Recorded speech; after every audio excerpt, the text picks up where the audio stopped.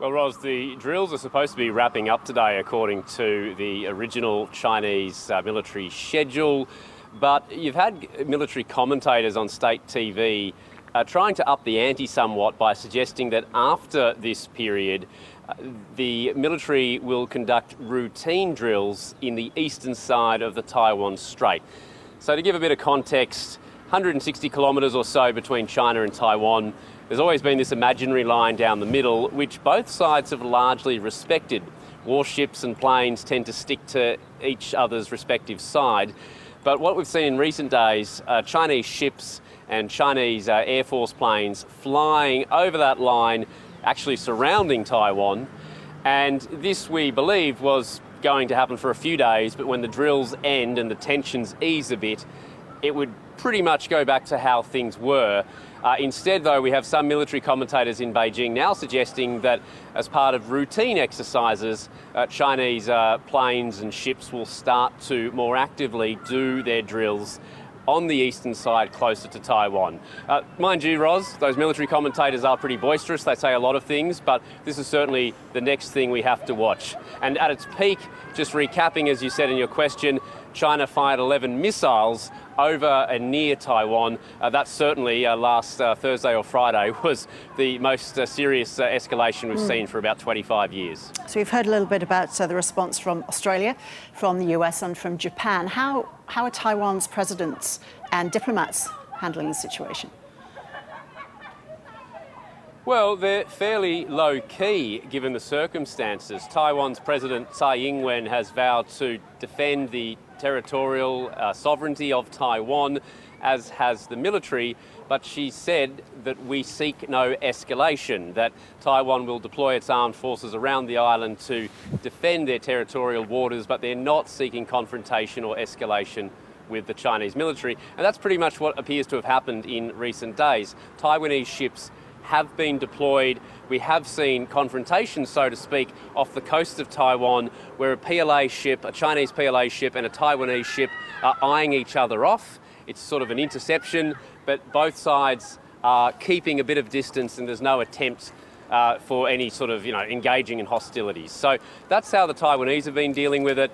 Certainly it's been a pretty tense situation, but they certainly haven't been saying anything inflammatory. In terms of how this is affecting the China-Australia relationship overall, the Chinese embassy has warned Australia that it's at risk of creating new troubles in its relationship with China. What kind of new troubles is Beijing referring to there? I think it's referring to the old troubles primarily, Ros. That is, during the past 5 or 6 years, relations deteriorated between China and Australia as Beijing took increasingly strong actions in retaliation to what it perceived were anti-China actions of the previous government. That's the way Beijing would put it. So there's been this perception since Labor was elected that relations between the two countries are improving a bit. That's certainly the way that China is trying to portray it. So the idea that Foreign Minister Penny Wong and Defence Minister Richard Marles would offer some, let's face it, pretty mild criticism of China firing missiles near Taiwan, saying that these actions are disproportionate, that they are destabilising the region. The idea that this would cause new friction in the relationship seems to be what Beijing is getting at. And we saw the criticism from the Chinese embassy saying these sorts of comments are unacceptable, basically saying Australia has no right to comment on anything the Chinese government does when it comes to Taiwan. This, I believe, is probably a key demand that the Chinese side has made of the Australians as a prerequisite to improve relations. So by referring to new troubles, this perhaps is a hint from Beijing that if the Australians are to forthright with their language about what China is doing with Taiwan, perhaps things like the trade bans or the imprisonment of a couple of Australians will continue. Progress won't be made on those issues. And as well as Australia, Bill, China also warned the US and Japan about getting involved in its actions over Taiwan. Was the message to both those countries basically the same as the one to Australia? Has China been more or less forthright in its comments to those two countries? Well, to Japan, the Chinese are basically saying butt out. The Japanese have lodged protests about some of those missiles landing in its exclusive economic zone, and then China shoots back and says, well, there's never been a delineation of the seas around that area, so we don't recognise that the missiles did fall in your exclusive economic zone. And then there's been some really stark state media commentary about Japan and its previous war crimes from the Second World War and all that sort of stuff. As for the United States, honestly, the tone that China's foreign ministry uses on a daily basis about the United States, if any other country used language this insulting about China or about another nation, it would be headline news. But we're just dulled to it because the Chinese Foreign Ministry has been using such extreme language for such a long time now.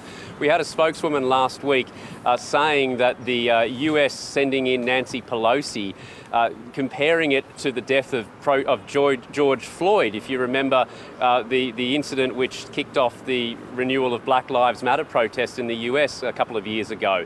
You know, trying to dredge up all these domestic US issues as a way of criticising America for what it does when it comes to Taiwan. This sort of stark language is becoming more and more shill from the Chinese government, and it doesn't bode well for relations between the world's top two powers. Good to talk to you, Bill. Thank you.